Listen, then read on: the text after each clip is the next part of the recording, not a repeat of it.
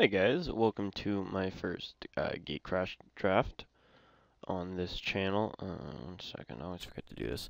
Okay, so I think we got some interesting picks. We have Borborygamos here, who is quite bomb if you play him, but he is an 8-drop.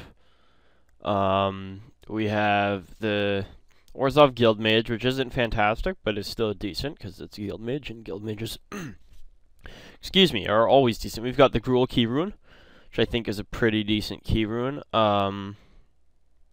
Fixing, this guy's actually very strong in white decks. I think the best pick here might be Zeratos Swine, like over Borborygamos. Unless Borborygamos is worth something. I doubt that. The cards have been out for a while that... Oh, and I took Swamp. So, that happened. Yeah. Okay, let's see what else we can do here. I think it's probably just Pit Fight as removal. All other cards seem decent, but yeah, we're just going to go with Pit Fight. Should have been nice if we had the Swine. Here's another Swine. I guess that'll be the pick. Dimir Charm is very good as well. Cloud from Raptor is actually pretty good if you can get the right kind of curve. This guy's pretty good in Boros, but I think it will be just a Swine. And Ruination, that's a big 6-drop. This is much better in Boros than in Gruul. That's the direction we're looking. Do I just want the 2-drop? I think the pick here might just be the 2-drop. I don't know how important the 7/6 big guy is. So that was a sick Swamp first pick though. I mean, like, really with that Swamp, both our end game and early game will be superior to our opponents due to that Swamp pickup, which makes it an excellent first pick in this format. That was all bullshit, in case you couldn't tell. Okay, here we go. We got Shamble Shark, who I think is really sweet and probably the best card in the pack. It's that or this guy. And we don't have any gates yet, although we could pick one up, certainly. We're fairly early into the draft. But I'm just going to go with Shamble Shark. This guy's in my Pauper Cube. I think Shamble Shark's sweet. And... no, that's not very good. Once again, this is much better in Boros than in any other deck. And it's very good in Boros. So I think it's either this guy is just a random 2/3, or the Anemones. I don't really. So if we're looking to play like a rug deck, I guess I just take the random 2/3 for 3 creature cards with different names. That's interesting. This guy I think is actually pretty good though. Is the only thing. Like for a 6-drop, having to be blocked by 2 creatures is actually. That, if you have any kind of board presence, will almost always get you some damage in. Because they can't just chump them. They gotta double them, right? And if they're not doubling them to kill them, they're just really losing the game. And then, like, if they do double him, odds are some of your other creatures are getting in. Because they spent 2 creatures blocking him. This card's not very good. Land Destruction plus 5 mana ramp. This card doesn't seem bad. Neither does the Snapdraw. Not sure. I guess I'll take the Snapdraw. I got a lot of ways. Most of my creatures make the Snapdraw bigger, so interested in trying this guy out. I've only done one Gatecrash draft before this. In real life. This is my first one online, so it's very busy this week. I didn't get around to it until later, and so. Yeah, I drafted like a super dirtily Esper control deck, went 3-1. Nothing to be unhappy with there. So here we've got the pick between another good 2-drop or the Fixing, and I think given that it looks like we're going to maybe play 3 colors, I'm going to unfortunately have to pass on the Skinbrand Goblin, who I think is pretty good, and just take the Guildgate. And hey, we get the other Guildgate we would be looking at. So it's that or the Scarab, and I don't know how I feel about this. Yeah, I think it's really that or the Scarab, and we don't really need the Scarab, so I'm fine doing that. I mean, you could gain a fair bit of life that way, but I still don't know if it's worth it. Spell Rupture. Guess we just take these guys. I don't think they're very good. I would much rather play this thing, but they exist. Shattering Blow is the sideboard card here. Obviously, we'd just be playing the red. I don't even know. I guess Contaminated Ground. And we get one of these things anyways. Alright. Yes, protection from multicolored is much worse than protection from monocolored. Case in point, Enemy of the Guild Pact and Guild Scorn Ward, both fairly mediocre. One basically unplayable because it's an aura. Guardian of the Guild Pact, insane. Possibly the best white common ever printed in a vacuum. So what do we have here? We've got this card, which I don't think is limited playable. The Simic Key Rune. I think the Gruul one is better, but might just want it for more fixing. We've got True Fire Paladin here. A very good 2-drop. Very reminiscent of the Guild Mage, eh? It's got 2 abilities. The main difference between the abilities only affect him. And then it comes default vigilance. I guess here... yeah. It's either going to be the Key Rune or the Greenside Watcher. And I think we kind of want the Key Rune just because it's more reliable ramp. This guy we have to have one of our gates. So we'll just go with the Key Rune. Biomass Mutation. That's actually very powerful with Evolve because the creatures keep the counters. That's something to be worth keeping in mind. Maybe I will just take this. It seems like a decent finisher. Wasteland Viper. Guy seems decent, mostly as a trick or just as a good 1-drop. Decent Evolve creature. Draw 3 cards. I mean, who gives a shit about playing an extra land, really? I mean, it'll be nice sometimes, but everyone likes drawing 3 cards. But yeah, I think I'm going to go ahead and try out the rare here with the Biomass Mutation. And we've got a Boros Charm. There's not a ton here for us. I guess this is going to be the Oculus. This guy's actually pretty good. I mean, we don't want to be playing too much blue. But I do think this guy's pretty good when you can pump him. Because the 1/3 is already not bad. And then being able to pump him for, like, the Root Walla ability is obviously a very powerful ability, especially on low-drop creatures. Because although you want to be blocking more than attacking with the guy most of the time, it's still nice to have the threat of activation if you can afford to leave it up. Okay, we've got a Primordial. This guy, I think, is very good. To draw 3 cards again, which I also think is still sweet. This guy's still good. Just trying to... How many actual green creatures do we have? 1, 2, 3, 4, 5, 6. I don't really want to play these guys.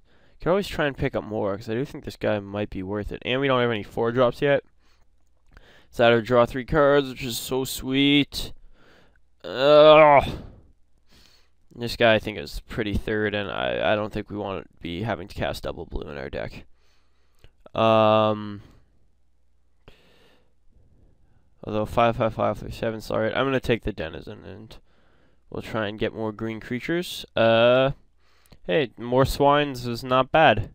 It's got a very effective Blood Rush ability that stops it from really overloading you with 5-drops too badly. So yeah, let's go with the Swine. I guess Ground Assault's removal, is it? Yeah, whatever. I like the Swine here. And I suppose it's either... I don't think our deck really wants everybody. So we got a decent amount of 2-drops. Does that make it alright? We don't really need another 6-drop. No, but I would play this over Merfolk is the thing. So, alright, we'll pick up the big Dirtly Worm here. Skyblinder Staff. Can't be blocked by creatures with flying. That's much worse than can't be blocked by creatures without flying. Especially for an equip 3. Yeah, I think we're just going to go with the Shanktail here. It's either this guy, but yeah, we'll just go with the Shanktail. Razor Tip Whip seems mediocre. Yeah, none of these cards are particularly what we're looking for, so we'll take the shiny one. And once naturalize for the sideboard, I guess. Because I'm pretty sure the Boros hybrid one only hits artifacts. So that'll get enchantments first as well. Ooh, Hydroform, I believe, is a fairly playable card, so I got no problem there. Wildwood Rebirth, also not bad. Oh, sweet! Isn't this card still good? I mean, I guess against like really fast Boros stacks is something you don't want, but I mean, let's draw 3 cards. Who doesn't like drawing cards? This guy will likely not be making the cut. Same with Wildwood Rebirth, to be honest. Well, I'll leave it in there for now, though. And, sure, Purge the Profane. And this isn't looking too bad going on back there. I still would like a little more mana fixing, if I was going to be perfectly honest, but we've definitely got a good base to work from going into this 3rd pack. Okay. This guy doesn't seem awful. Actually, he seems quite good. It's that or the Guild Mage, I guess. I mean, this is still good for a deck. This guy's still fine. This is still probably fine, although much better than Boros. What's better, Crown Ceratok or the Guild Mage? A 4/3 Trample for 4. That's very strong. And the Guild Mage is very good as well. I don't know. I mean, I guess this guy makes 4/4s out of your lands. This guy is just a 4/3. I honestly, I guess it's my inexperience with the format. I have no idea what to pick here. And I guess when in doubt, you just go with the 2-drop. I could be totally wrong. You guys can let me know in the comments if you know what you're doing in this format a little more. Here, it's between Simic Charm, another Denizen, or a Greenside Watcher. Still only have 2 Gilgates. Still not crazy about him, but I would like 1 at some point, probably. Simic Charm is very good. If we get another Denizen, though, they do work well together. Obviously. Yeah, I think I'm going to pass the Simic Charm here and just take another Denizen. Unexpected results. This card seems pretty funny. Maybe I'll just try and play this and see what happens. So that I pick up a Viper, another Disciple, both of which are good. But I just kind of like the idea of some unexpected results. And there's a 3rd Denizen. Alright, well, I would rather have the Simic Charm over the 3rd one, but that will be the pick, I do believe. And a 4th one? I think we'll take the Crassus over that. We need some evasion at some point, and I would play the Crassus over Biovisionary quite easily. Alright, and this card's so sweet. I'm surprised someone hasn't picked it yet. This card just seems like a really, really good 3-drop. Just beats and drains. Madcap.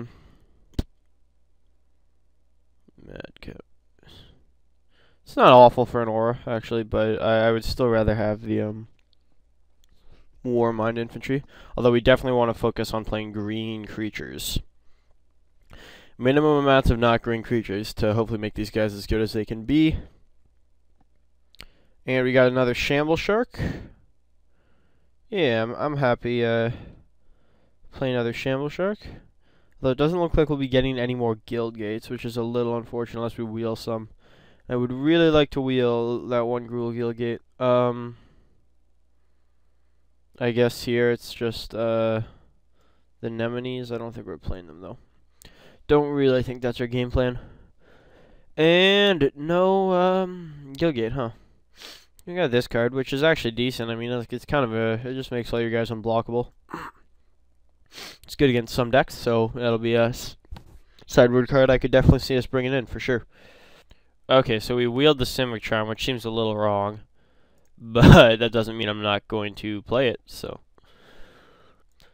And we've got another Disciple, who, I don't know if I'd play it over Oculus. The main draw of it over Oculus, I think Oculus is a better card, but this works better with our triple Denizens here. So, we'll see. And, sure. Isn't this exact same last 2 cards as in pack 1? Must be the same print run, whatever. Okay, so we're stuck with only 2 Guild Gates. But I'll see you guys in deck building. We'll see what we can do. Okay, so what do we want to do here? And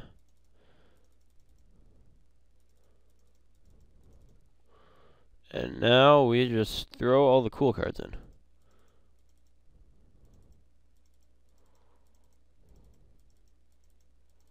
Oh, that's 23?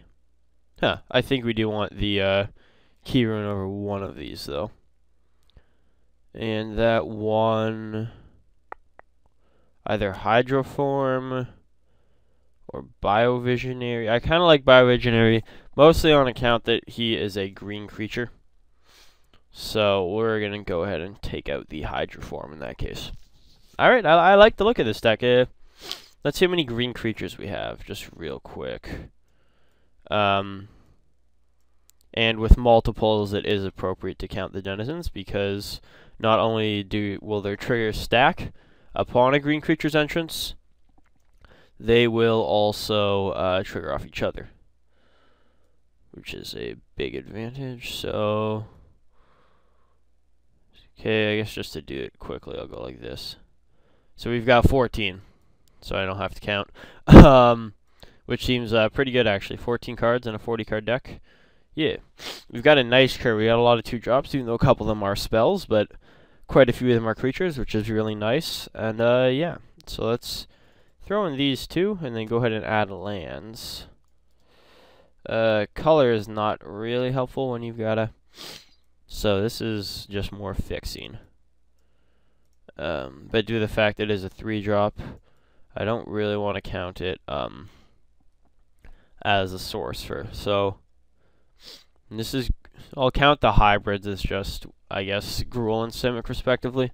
So we've got 1, 2, 3, 4, 5, 6, 7, 8, and really this guy for green as well. So that's 9 blue. Wait, can I just go to stats and it'll show me my... where the fuck are we getting black and white mana? What the hell?